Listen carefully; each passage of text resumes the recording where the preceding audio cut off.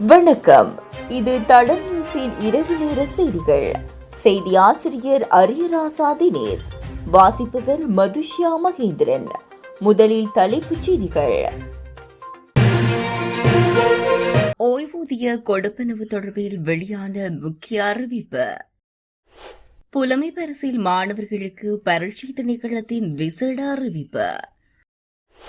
பொருளையில் துப்பாக்கிச் சூட்டு சம்பவம், சந்தேக நபர் கைது. மட்டக்களப்பில் தாந்தாமலை கோயிலுக்கு செல்ல பெற்றோர் அனுமதி மறுக்கப்பட்டதால் சிறுவன் உயிர் மாய்ப்பு. மட்டக்களப்பில் போயா தினத்தில் சட்டவிரோதமாக மதுபானம் விற்பனை செய்த பெண் கைது. கொள்கலன் விழுந்து சாரதி உயிரிழப்பு. தொடர்பான விரிவான செய்திகள். ஓய்வூதிய நிலுவைத் தொகைகளில் சுமார் 90% தற்போது செலுத்தப்பட்டுள்ளதாக தெரிவிக்கப்பட்டுள்ளது. குறித்த விடயத்தை பொது நிர்வாகம், மாகாண சபைகள் மற்றும் உள்ளூராட்சி அமைச்சு தெரிவித்துள்ளது. மேலும் மீதமுள்ள 10% இந்த மாதத்துக்கு வழங்கப்படும் என எதிர்பார்ப்பதாக அமைச்சர் சாந்தன் அபேரத்ன தெரிவித்துள்ளார். பாதிக்கப்பட்டவர்களுக்கு அடுத்த மாதம் ஓய்வூதியத்துடன் நிலுவையில் உள்ள கொடுப்பனவுகள் வழங்கப்படும் எனவும் அமைச்சர் குறிப்பிட்டுள்ளார். கடந்த பாதீட்டில் எடுக்கப்பட்ட முடிவை தொடர்ந்து ஓய்வூதிய நிலுவைத் தொகைகள் வழங்கப்பட்டுள்ளன. அத்துடன் தகுதியுள்ள பல ஓய்வூதியதாரர்கள் ஆரம்ப கட்டத்தின் ஒரு பகுதியாக கடந்த மாதம் தங்கள் கொடுப்பனவுகளை பெற்றதாகவும் அமைச்சர் சாந்தன் அபேரத்ன மேலும் தெரிவித்திருந்தார். புலமை பரிசில் மாணவர்களுக்கு பரீட்சை திணைக்களத்தின் விசேட அறிவிப்பு.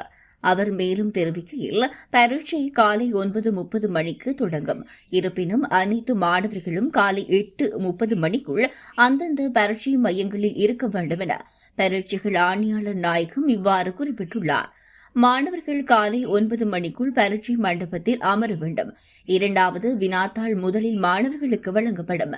இரண்டாவது வினாத்தாள் காலை 9:30 மணிக்கு ஆரம்பமாகி காலை 10:45 மணிக்கு முடிவடையும். அதன் பிறகு அரை மணி நேர இடைவெளிக்கு பின்னர் முதல் வினாத்தாள் காலை 11:15 மணிக்கு வழங்கப்படும்.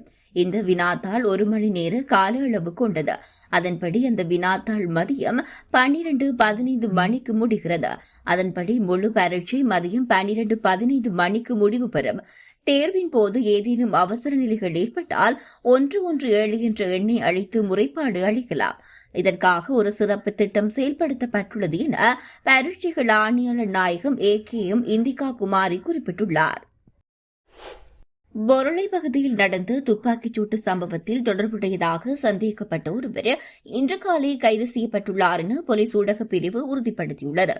கைது செய்யப்பட்டவர் பொருளை பகுதியைச் சேர்ந்த 23 வயது இளைஞர் என தகவல் வெளியாகியுள்ளன. சம்பவம் நிகழ்ந்தபோது சஹஸ்புர விளையாட்டு மைதானத்தை அலங்கரிக்கும் பணியில் இருந்த இளைஞர்கள் குழுவின் மீது மோட்டார் சைக்கிள் வந்த இருவர் துப்பாக்கிச் சூடு நடத்தியதுடன் சம்பவ இடத்திலிருந்து தப்பி சென்றுள்ளனர். இந்த துப்பாக்கிச் சூட்டில் காயமடைந்த 5 வைத்தியசாலையில் அனுமதிக்கப்பட்ட நிலையில் அவர்களில் ஒருவர் களனியைச் சேர்ந்த 28 வயது இளைஞர் உயிரிழந்துள்ளார். தற்போது 3 பேர் கொழும்பு தேசிய வைத்தியசாலையில் சிகிச்சை பெற்று வருகின்றனர். கைது செய்யப்பட்ட சந்தேக நபர் நீதிமன்றத்தில் ஆஜர்படுத்தப்பட உள்ளனர். சம்பவம் தொடர்பான மேலதிக விசாரணையை கொழும்பு குற்றப்பிரிவு மேற்கொண்டு வருகிறது. கைது செய்யப்பட்ட சந்தேக நபர் நீதிமன்றத்தில் ஆஜர்படுத்தப்பட உள்ளார். சம்பவம் தொடர்பான மேலதிக விசாரணையை கொழும்பு குற்றப்பிரிவு மேற்கொண்டு வருகிறது. மட்டக்களப்பு வவுணதீவு போலீஸ் பிரிவில் உள்ள சாளம்பங்கேணி பிரதேசத்தில் தாந்தமலை கோயிலுக்கு பெற்றோர் போக விடாததை அடுத்து 12 வயது சிறுவன் ஒருவர் உயிர் மாய்த்துக் கொண்டதாக வவுணதீவு போலீசார் தெரிவித்தனர். இந்த சம்பவம் வெள்ளிக்கிழமை இடம்பெற்றுள்ளது. சாளம்பங்கேணி பிரதேசத்தைச் சேர்ந்த 12 வயதுடைய சிறுவனே இவ்வாறு உயிரிழந்துள்ளார். குறித்த சிறுவன் சம்பவ தினமான நேற்று தாந்தாமலை கோவிலுக்கு போகப்போவதாக பெற்றோரிடம் கோரிய நிலையில் அதற்கு பெற்றோர் சனிக்கிழமை தீர்த்த உற்சவத்துக்கு செல்வதாகவும் அப்போது போகலாம் என தெரிவித்த நிலையில் மனமுடைந்த சிறுவன் உயிர் மாய்த்துக் கொண்டுள்ளார்.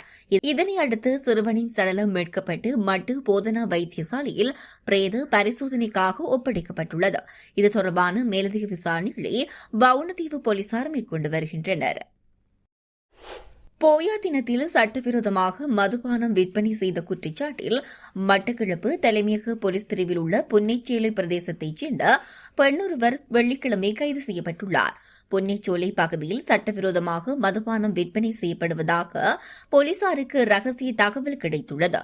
இதனை அடுத்து பெரும் குற்றத்தடுப்பு பிரிவின் பொறுப்பதிகாரி போலீஸ் பரிசோதகர் KGS சஞ்சீவ தலைமையிலான போலீஸ் குழுவினர் குறித்த வீட்டில் திடீர் சுற்றிவளைப்பை மேற்கொண்டனர். இதன்போது அந்த வீட்டில் சட்டவிரோதமாக மதுபானம் விற்பனை செய்து கொண்டிருந்த பெண் ஒருவர் கைது செய்யப்பட்டுள்ளார். அவரிடமிருந்து 60 கால் போத்தல்கள் கொண்ட மதுபானங்களும் விற்பனையின் மூலம் பெறப்பட்ட 4490 ரூபாய் பணமும் கைப்பற்றப்பட்டன. கைது செய்யப்பட்ட குறித்த பெண் மட்டக்களப்பு நீதவான் நீதிமன்றில் ஆஜர்படுத்த நடவடிக்கை எடுத்துள்ளதாக போலீசார் தெரிவித்தனர். கொழும்பு துறைமுக கொள்கலன் முனையத்தில் பிரைம் மூவர் வாகனத்தில் கொள்கலன் ஒன்றை ஏற்ற முயற்சித்தபோது அது மற்றொரு கொள்கலன் மீது மோதி வாகனத்தின் மீது விழுந்ததில் ஏற்பட்ட விபத்தில் சாரதி ஒருவர் உயிரிழந்துள்ளார். நேற்று நடந்த இவ்விபத்தில் பிரைம் மூவர் வாகனத்தின் சாரதி பலத்த காயமடைந்து கொழும்பு தேசிய வைத்தியசாலையில் அனுமதிக்கப்பட்ட பின்னர் உயிரிழந்ததாக கொழும்பு துறைமுக போலீசார் தெரிவித்தனர்.